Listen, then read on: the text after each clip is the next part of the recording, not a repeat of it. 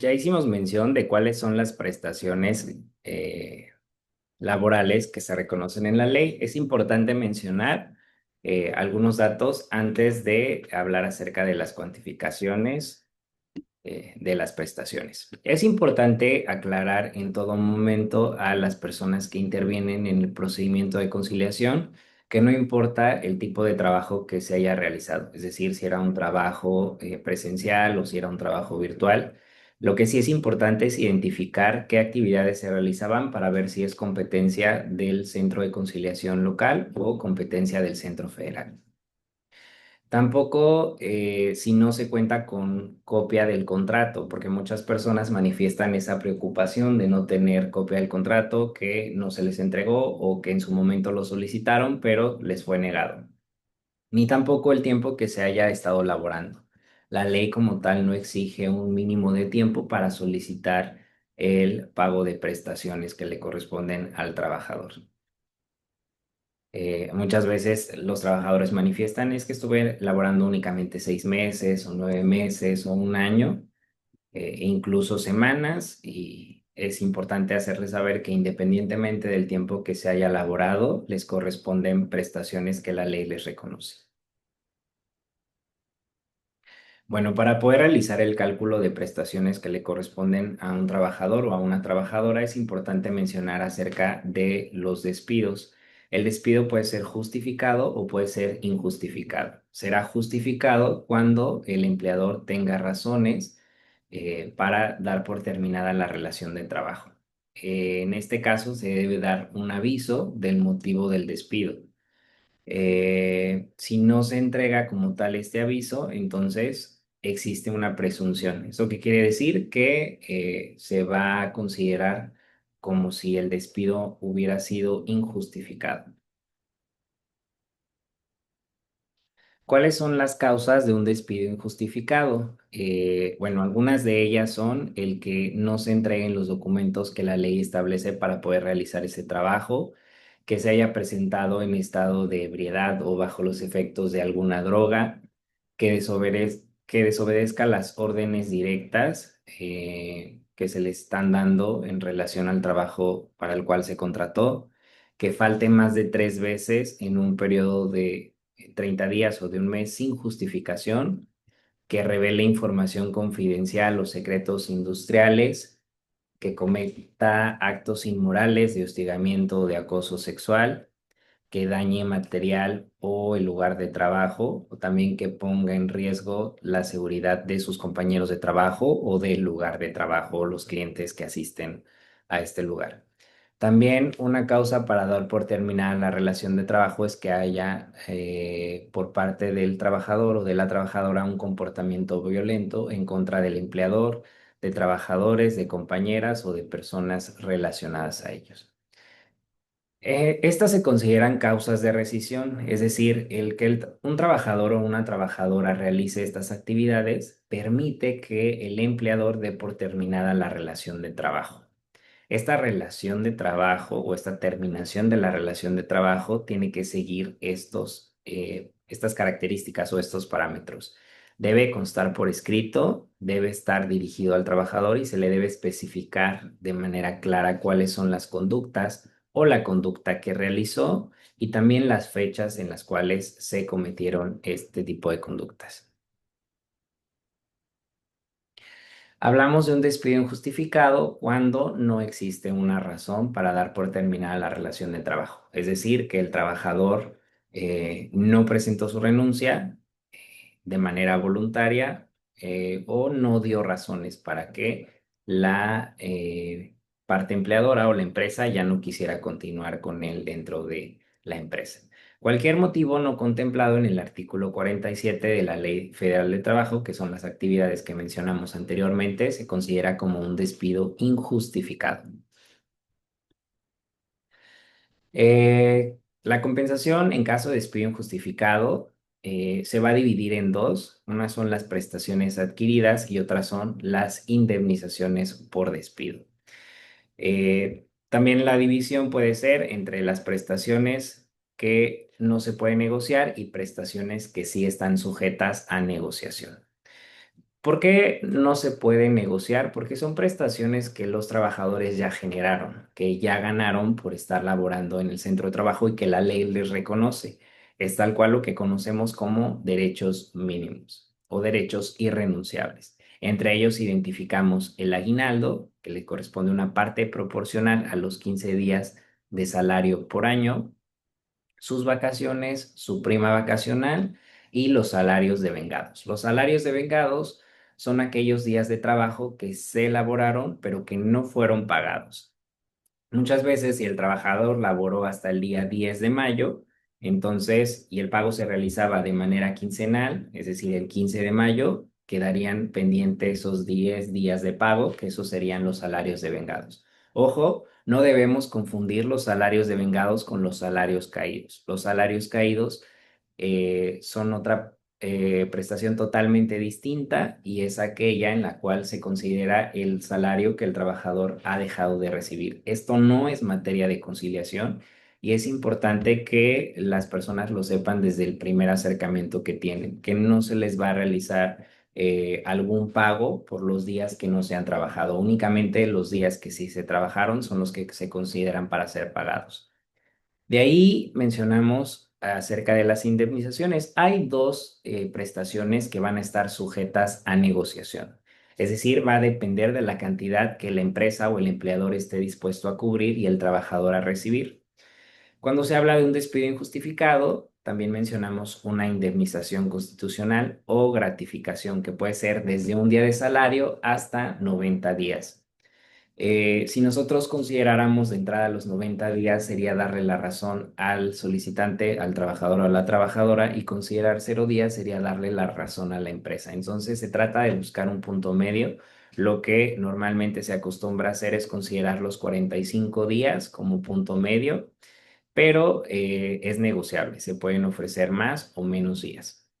Y en cuanto a la prima de antigüedad, es una prestación que le corresponde a todos los trabajadores que han cumplido más de 15 años en el centro de trabajo. Lo que se considera son 12 días por cada año laborado, es decir, un día de salario por cada mes que se ha laborado dentro de la empresa.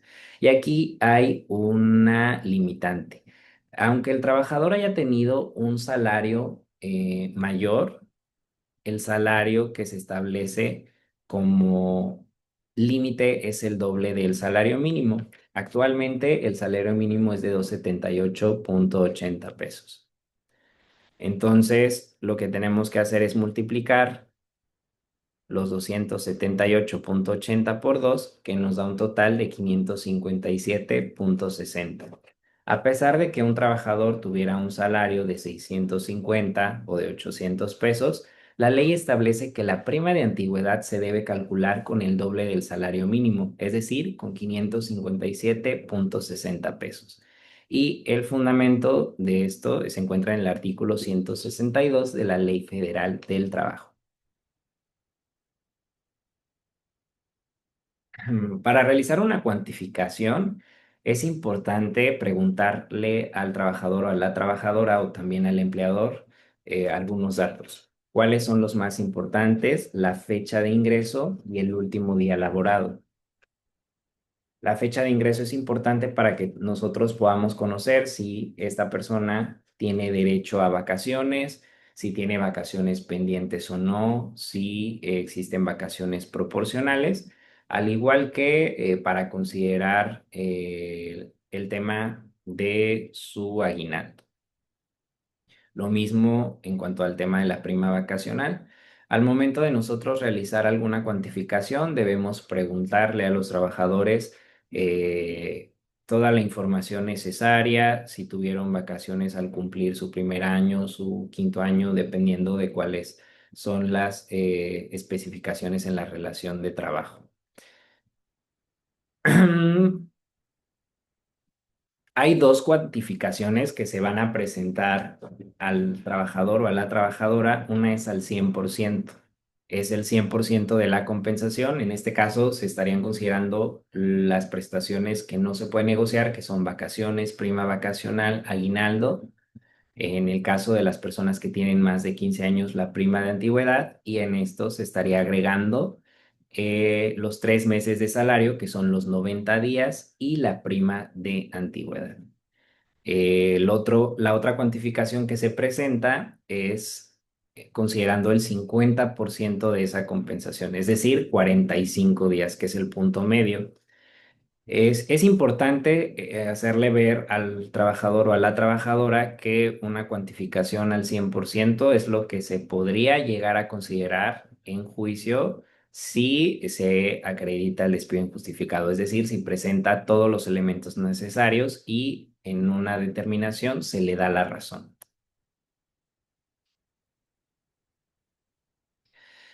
Las prestaciones de ley incluyen los siguientes conceptos de remuneración. La Ley Federal del Trabajo define que toda persona, trabajadora o trabajador, tiene derecho a un finiquito. El finiquito es aquella cantidad que se debe cubrir cuando una persona presenta una renuncia de manera voluntaria.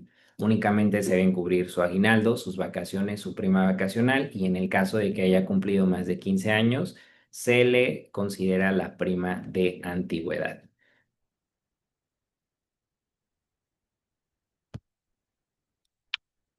Vamos a estudiar cada uno de estos puntos.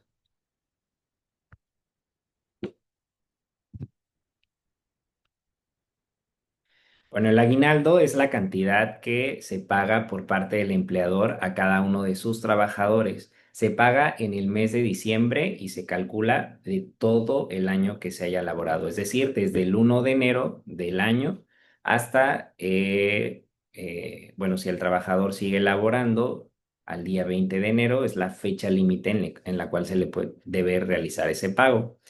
¿Quién tiene derecho a recibir el aguinaldo? Todo trabajador que esté activo y todo ex trabajador que no haya completado el año laborando dentro de la empresa. Es decir, si una persona tomó la decisión de ya no seguir laborando el día 30 de junio, se tiene que hacer la cuantificación del 1 de enero hasta el 30 de junio. Sería un aguinaldo proporcional. ¿Por qué? Porque no laboró completamente el año. Se fundamenta en el artículo 87 de la Ley Federal del Trabajo y consiste en un mínimo de 15 días de salario por año. En este caso, hay algunas empresas que reconocen un aguinaldo mayor, es decir, que cubren 30 días de salario, 45 o hasta 60 días por año laborado. Pero esto depende ya de las políticas que tenga la empresa. Como tal, lo mínimo que se debe considerar como aguinaldo son 15 días de salario, es decir, una quincena. El aguinaldo debe ser cubierto a más tardar el día 20 de diciembre. Si la persona labora solamente una parte del año, se debe pagar la parte proporcional, es decir, se debe realizar el cálculo correspondiente. Un ejemplo, si la trabajadora ingresó a laborar el día 1 de julio, se le debe al final del año el 50% de su aguinaldo. Se va a cuantificar del 1 de julio hasta el mes de diciembre. El trabajador labora durante algunos años para el mismo empleador y sale del trabajo, ya sea por renuncia o porque es separado de su cargo, el día 31 de marzo. Entonces, lo que se le tiene que cubrir son del 1 de enero hasta el día 31 de marzo. Existen diversas fórmulas para realizar el cálculo del aguinaldo. Lo que normalmente se hace es considerar cuántos días se elaboraron del año, sumar los meses laborados y eso multiplicarlo por el salario. Es decir, si supongamos que el trabajador laboró 160 días y que se le pagaba un aguinaldo de 15 días, lo que tenemos que hacer es dividir los 15 días entre los 365 días del año, eso lo multiplicamos por 160 y supongamos que tiene un salario de 300 pesos. Entonces, lo correspondiente a su aguinaldo sería de 1972,60 pesos por los 160 de los 365 días laborados en el año. Las vacaciones se fundamentan en el artículo 76 de la Ley Federal del Trabajo. Consisten en un mínimo de, en este caso, 12 días por año. Esta tabla no está actualizada. Hubo una reforma en la cual se consideró que los trabajadores les corresponden 12 días por año. Voy a agregar una tabla actualizada para que tengamos la información de primera mano.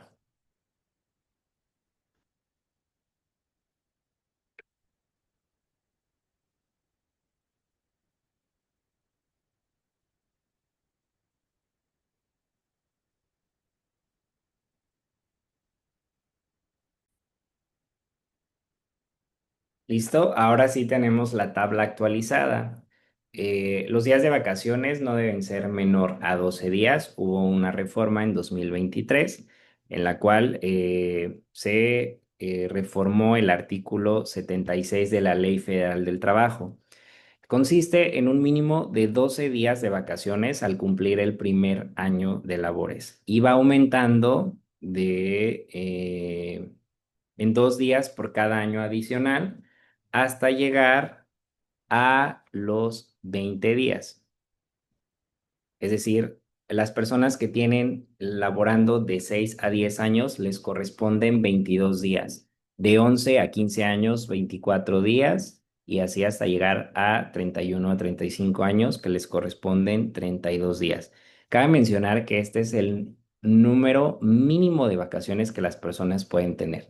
Habrán algunos casos en los cuales desde el primer año se les reconozcan más de 12 días y eso obviamente pues es en beneficio del trabajador, de su calidad de vida y el desempeño y desarrollo de su familia. Pero tal cual, lo que vemos en la tabla es el mínimo de vacaciones. Algo que la ley establece es que el empleador y el trabajador de común acuerdo van a determinar en qué periodo se van a disfrutar las vacaciones, si va a ser de manera continua o se van a interrumpir.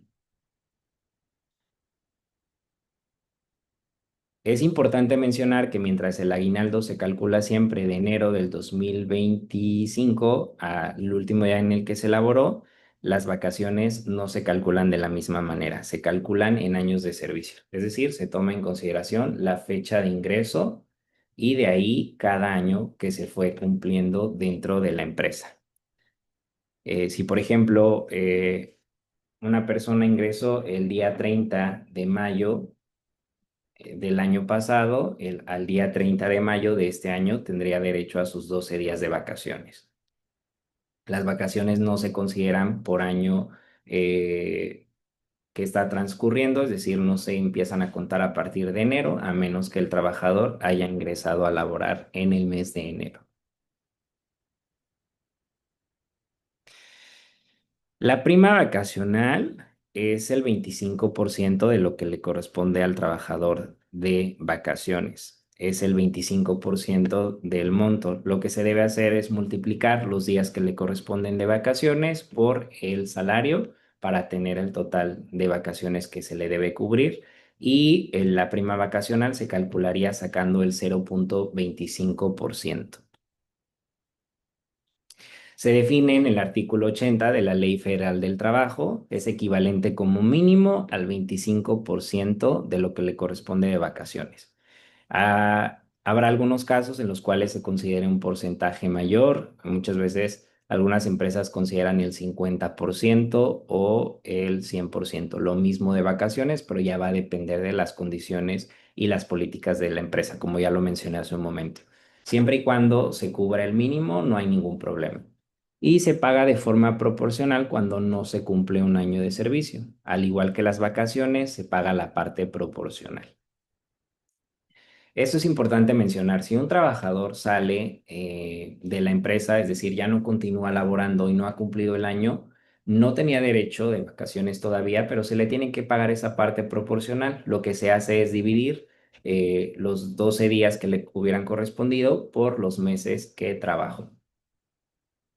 Si, por ejemplo, esto nos facilita un poco más el cálculo, si el trabajador estuvo laborando 9 meses, le corresponden 9 días de salario de vacaciones y el 25% de esos 9 días sería su prima vacacional.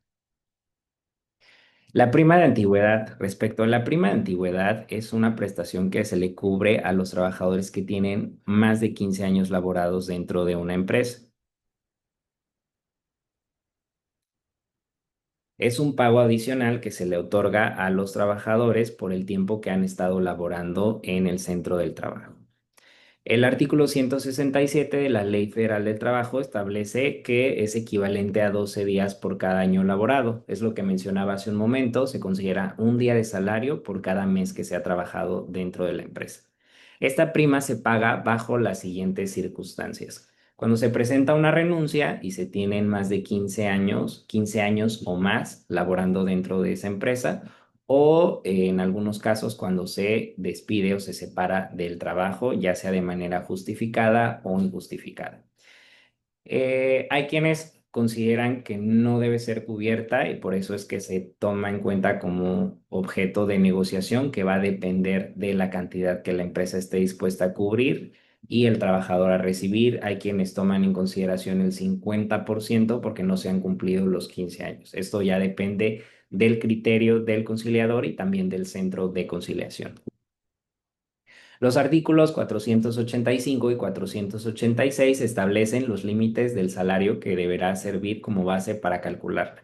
Como mínimo es el salario mínimo. Recordemos que ningún cálculo de prestaciones puede ser menor al salario mínimo, que es de 278.87 pesos.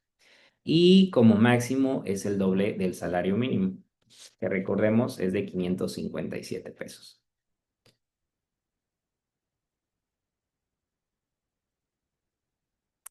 El finiquito está compuesto por el aguinaldo, las vacaciones, la prima vacacional y la prima de antigüedad. En caso de que un trabajador o una trabajadora renuncien, tienen derecho a un finiquito, que está compuesto por estos conceptos. En el caso de la prima de antigüedad, como ya lo mencionábamos, va a depender de que se hayan cumplido los 15 años. Vamos a mencionar ahora acerca del procedimiento de solicitud. Recordemos que el procedimiento de conciliación se puede iniciar de tres formas. Puede presentarse por escrito, se presenta la solicitud tal cual en el centro de conciliación, en la oficialía de partes o en la recepción, y se presenta acompañada de dos copias. Una es la que se le entrega al conciliador y otra es la que se queda bajo resguardo del centro y la que se le devuelve al solicitante es su acuse de solicitud. También la conciliación se puede solicitar de manera digital a través de la plataforma. Recordemos que hay algunos centros que no utilizan la plataforma y que utilizan los correos o las páginas que se han creado para brindar esta atención. Y también pueden recibirse por comparecencia. En el caso de la solicitud por comparecencia, lo que se requiere es que el trabajador se presente de manera personal en las oficinas, que traiga dos copias de su INE en la cual se pueda identificar su CURP y que aporte los elementos necesarios para poder citar a la empresa. Esos son elementos que ya mencionamos anteriormente: el nombre completo de la empresa, el domicilio donde se ubican o donde se elaboraba, datos de contacto, el objeto de la solicitud y tal cual su nombre y su firma, además de agregar que desea de manera voluntaria iniciar el procedimiento de conciliación. Al momento de presentar la solicitud se van a ingresar datos generales requeridos. Como podemos ver aquí, la fecha de conflicto, que es decir, la fecha en la cual se inició esta situación que se busca resolver. Se va a seleccionar el objeto de la solicitud, que puede ser un despido, pago de prestaciones, reconocimiento de antigüedad. Eh, También se va a establecer la rama industrial, es decir, cuál es el giro al que se dedicaba esta empresa o ese centro de trabajo. Esto es importante determinarlo para saber si efectivamente es un asunto que se puede conocer por parte del centro federal o del centro local. Una vez que se reúna la información anterior, se va a llenar la información del solicitante, que es la persona que está iniciando el procedimiento. Puede ser el trabajador, la trabajadora o el apoderado o representante legal de la empresa. Se ponen los datos si es una persona física o si es una persona moral, su CURP, su nombre, sus apellidos, su fecha de nacimiento, su RFC, el género, nacionalidad y el estado de nacimiento. También en este apartado se puede agregar la información de si habla alguna lengua indígena o si requiere de traductor. Recordemos que en todo momento se deben cuidar los derechos de las partes y debemos asegurarnos de que realmente puedan tener una comunicación efectiva, que realmente haya una comunicación entre las personas que intervienen. De ahí se van a agregar los datos de contacto del solicitante, se va a agregar un correo electrónico y también se puede agregar un número de teléfono. Una vez finalizado este paso, se debe validar la información. Después de checar que efectivamente los datos sean correctos, se agrega el domicilio y las referencias. Y más tarde se agregan los datos laborales del solicitante, es decir, su número de seguridad social, si cuenta con uno, cuál era el puesto que desempeñaba, cuáles eran las actividades que realizaba, cuánto le pagaban, cada cuánto le pagaban, si le pagaban de manera semanal, quincenal, también cuál era la jornada que tenía. Y de ahí seguimos capturando los datos. Una vez que se captura la información de la parte solicitante, pasamos a capturar la parte o la información de a quien se va a citar. Recordemos que puede no solamente ser una persona, pueden ser dos o más personas, ya sea personas físicas o personas morales.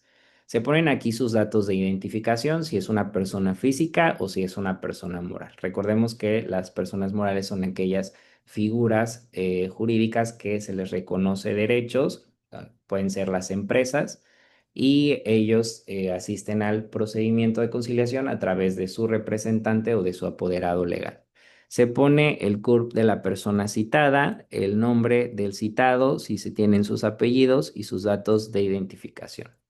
También es importante mencionar si hay algún dato de contacto de la persona citada. Esto facilita la labor del centro de conciliación para poder tener contacto con ellos. Y también el domicilio, el que se agregue un croquis o un mapa va también a hacer más simple el trabajo del notificador al momento de localizar el domicilio de la empresa y entregar el citatorio. Al momento de finalizar se va a abrir una ventana para poder verificar la información y hay como tal una revisión. Eh, Hay algunas instituciones, algunos centros que llevan a cabo la conciliación vía remota, no solamente vía presencial. Es un derecho que las personas tienen para pues atender a pues sus necesidades. Muchas veces no pueden trasladarse al centro de conciliación porque el centro de conciliación no se encuentra cerca o implica un mayor gasto. Entonces, la ley les da esta oportunidad de que se lleve el procedimiento de manera remota.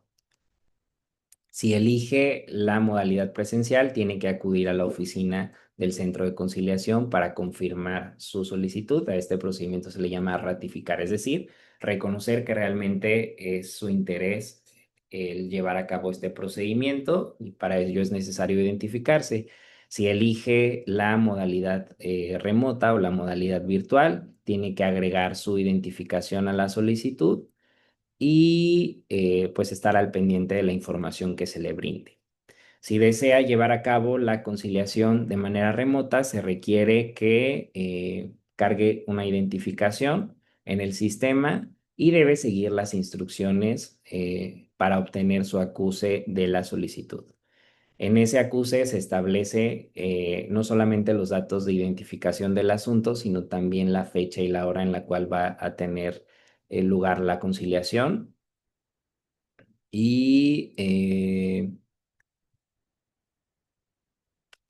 también se le va a compartir un enlace en el cual va a ingresar a la sesión.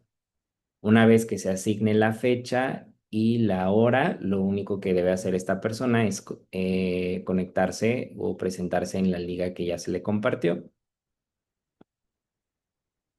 Actualmente hay centros que permiten realizar el procedimiento de conciliación tanto de forma presencial como vía remota.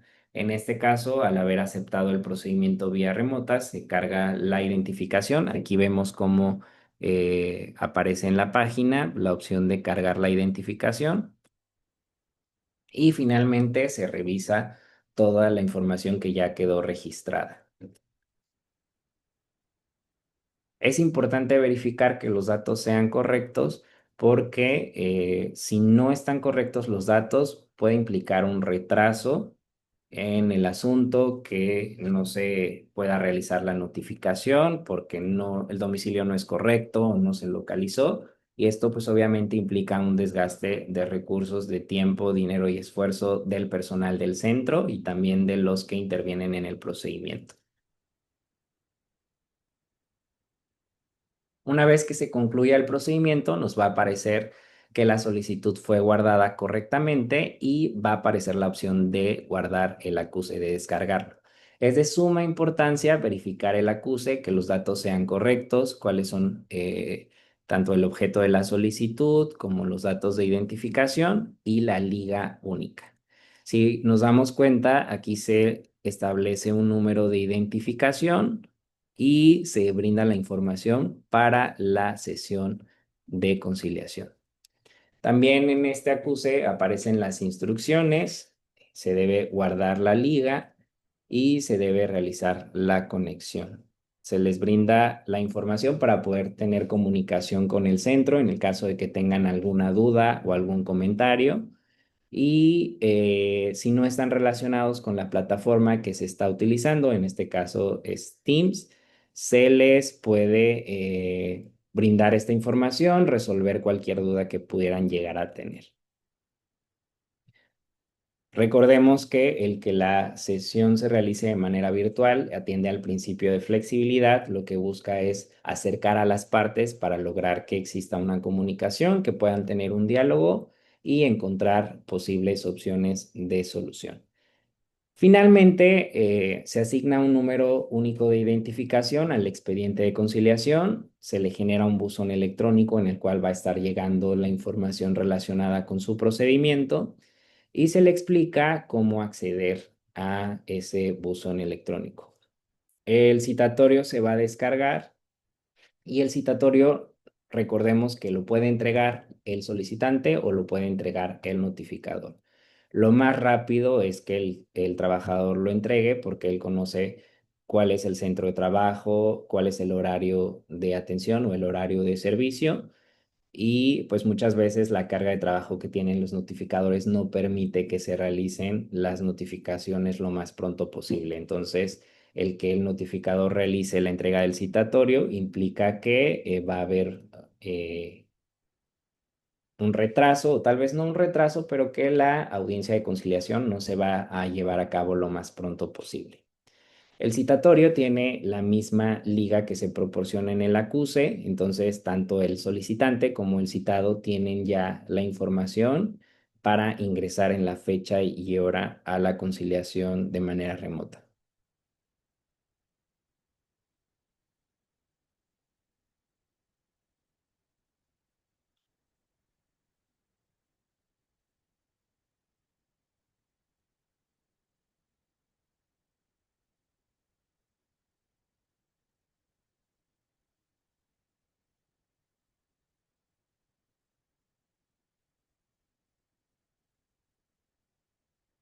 Una vez que se entrega la información, llega el día de la confirmación. En el caso de que el procedimiento sea presencial, la persona que presentó la solicitud debe acercarse y presentar una identificación oficial. En el caso de que la conciliación sea remota, únicamente recordemos que ya se había agregado su identificación. Se le da la opción a la parte interesada de elegir si desea entregar el citatorio o si desea que lo entregue el notificador del centro. En muchos casos, el trabajador prefiere llevarlo para que la audiencia pueda realizarse lo más pronto posible y que el procedimiento se agote antes de lo que la ley establece. Esa es la forma en la cual trabajamos en el centro de conciliación en el cual yo me encuentro. lo que se hace es que primero se le entrega al trabajador o a la trabajadora el citatorio, se les explica que una copia del citatorio es para ellos y otra copia es para que lo entreguen en el domicilio de la empresa.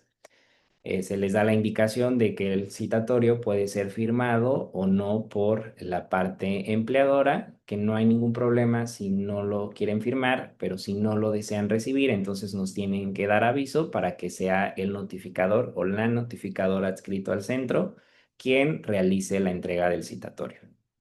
En caso de que se haya sido víctima de acoso sexual, de discriminación o de algún acto de violencia, se puede solicitar que la conciliación se lleve de manera separada. Recordemos que esta situación genera en el conciliador o en la conciliadora la obligación de adoptar medidas necesarias para evitar la victimización y también para evitar en todo momento que haya algún tipo de confrontación o de agresión. Una vez que se recibe la solicitud, se va a entregar el número de identificación único, la fecha y la hora de la celebración de la audiencia de conciliación y se habilita el buzón electrónico en caso de que no se cuente con un correo electrónico. También se hace la entrega del citatorio correspondiente en el caso de que el trabajador o la trabajadora manifiesten su deseo de hacerlo llegar a la parte empleadora. Eso sería todo de mi parte. Agradezco la atención y cualquier duda o comentario que tengan, con toda confianza me lo pueden hacer saber en la sesión en vivo. Gracias.